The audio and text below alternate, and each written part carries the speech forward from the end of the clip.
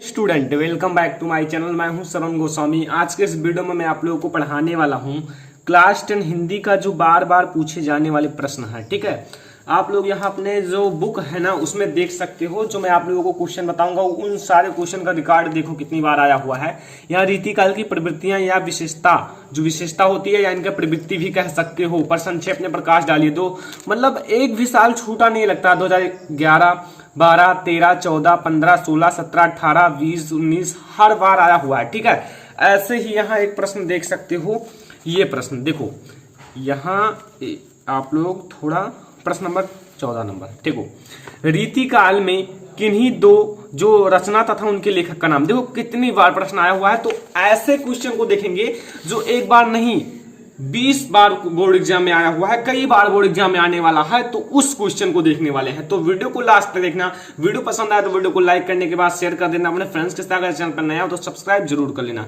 देखो इसमें मैं आप लोगों को बहुत सारे इंपॉर्टेंट क्वेश्चन बताने वाला हूं। अगर इस वीडियो को शुरू से लेकर लास्ट तक देखोगे तो 5 नंबर अपना बिल्कुल पक्का समझ लो। तो इस वीडियो को शेयर जरूर करना। ठीक है, देखो यहाँ हम लोग प्रश्न नंबर 1 से स्टार्ट करते हैं। अभी मैंने दिखा रीतिकाल की 2 विशेषता का उल्लेख कीजिए।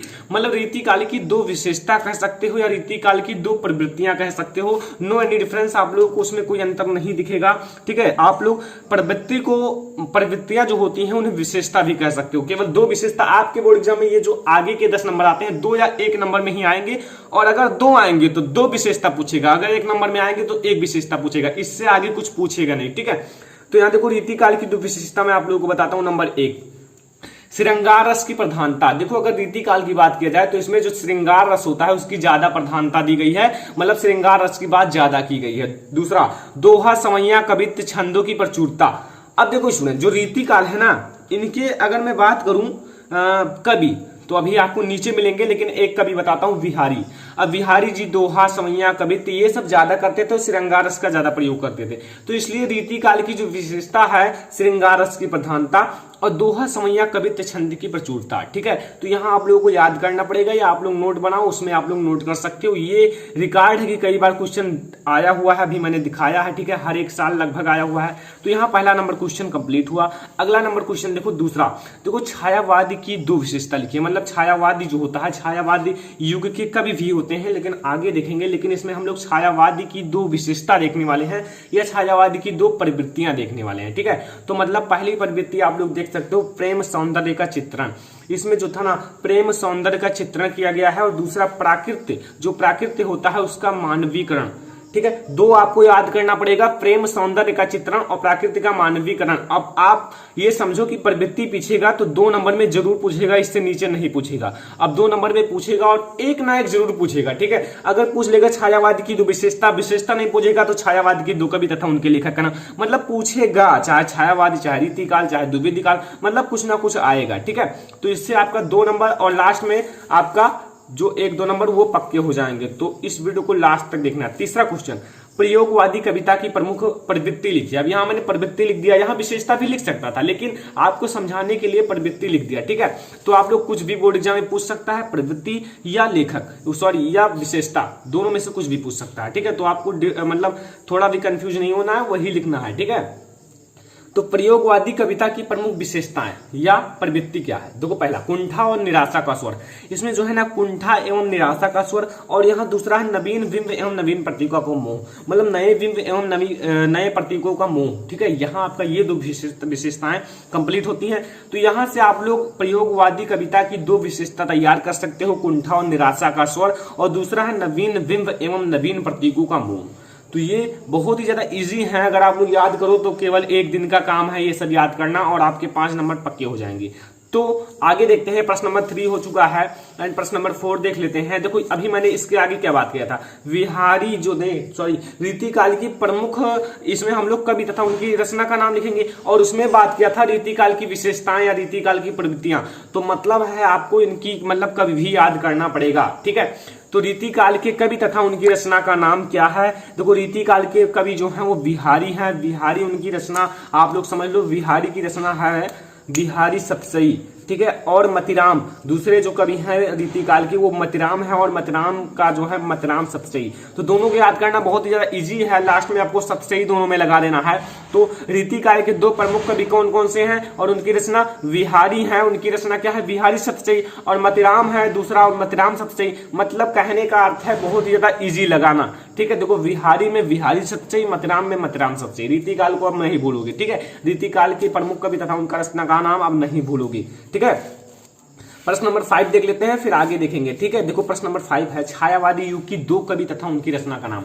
देखो अभी तक मैंने बात किया था छायावादी युग की विशेषता या प्रवृत्ति, अब हम लोग इसमें बात करेंगे छायावादी युग के दो कवि तथा उनकी रचना का नाम। अब छायावादी युग के कवि आप लोगों ने पढ़ा होगा यहाँ क्लास 10th में दूसरा चैप्टर मित्रता, जयशंकर प्रसाद। आप लोगों ने उसमें सबसे पहले पढ़ा होगा छायावाद के प्रमुख कवि जयशंकर प्रसाद जी का जन्म कब हुआ, ठीक है। तो ये सब आप लोगों ने पढ़ा होगा, अगर सही से पढ़ेंगे ना तो भूलेंगे नहीं, ठीक है।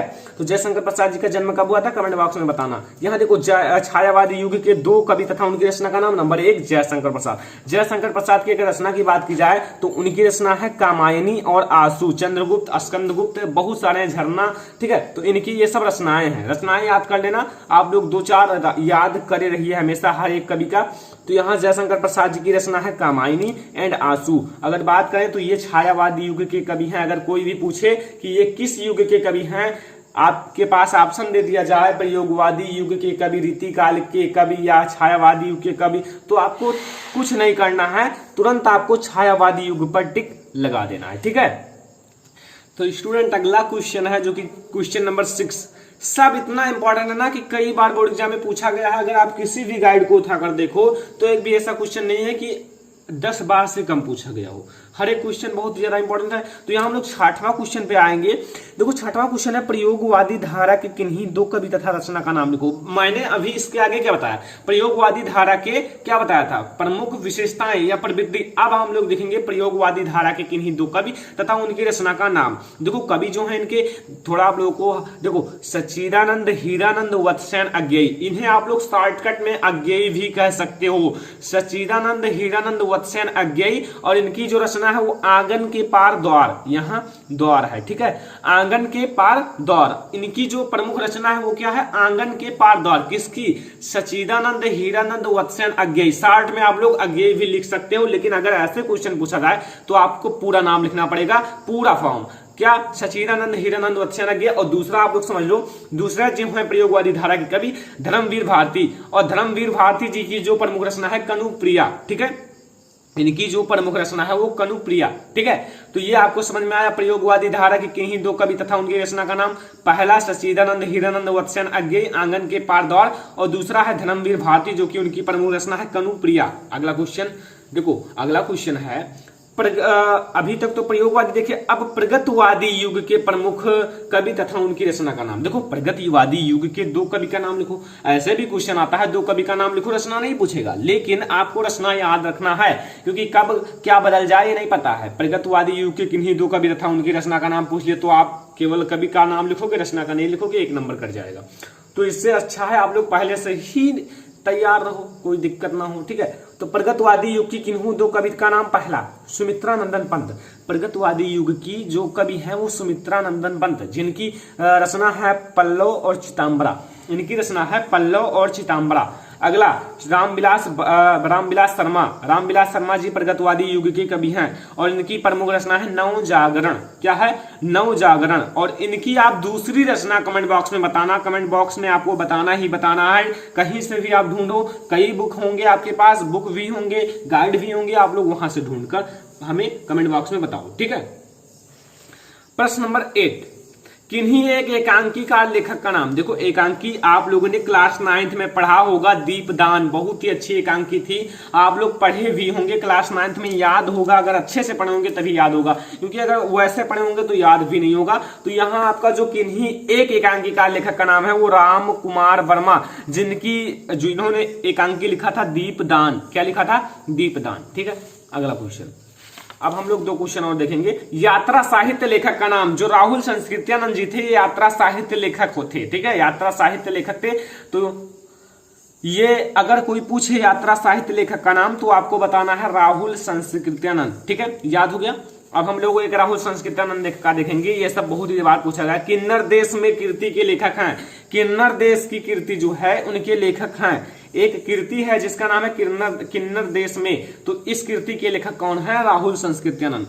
तो ये था हमारा टॉप 10 इंपॉर्टेंट क्वेश्चन। ये क्या था? Top 10 important question. ऐसे ही मैं आप लोगों को कई सारे वीडियो दूंगा। अगर आप लोग इस वीडियो को लाइक करके 1000 लाइक तक पहुंचाते हो तब, ठीक है, 1000 लाइक तब मैं आप लोगों को ऐसे कई सारे वीडियोस प्रोवाइड करने वाला हूं। तो वीडियो को लाइक कर दो, अपने फ्रेंड्स के साथ शेयर कर दो। अगर चैनल पर नया हो तो सब्सक्राइब कर लो। हाँ, अगर बेल आइकन नहीं प्रेस करोगे तो आपको नोटिफिकेशन नहीं मिलेगा, फिर आपका वीडियो छूट जाएगा। तो बेल आइकन भी प्रेस कर लो और वीडियो को ज्यादा से ज्यादा शेयर कर दो। हर एक ग्रुप, हर एक अपने फ्रेंड्स के साथ शेयर कर दो। अगर चैनल पर नया हो तो सब्सक्राइब जरूर कर लेना। और ऐसे ही मैं आप लोगों को हर एक सब्जेक्ट का इंपॉर्टेंट क्वेश्चन देने वाला हूँ। तो अभी से आप लोग सतर्क होकर चैनल को सब्सक्राइब कर लो। तो स्टूडेंट फिलहाल इस वीडियो में इतना ही। तब तक के लिए धन्यवाद।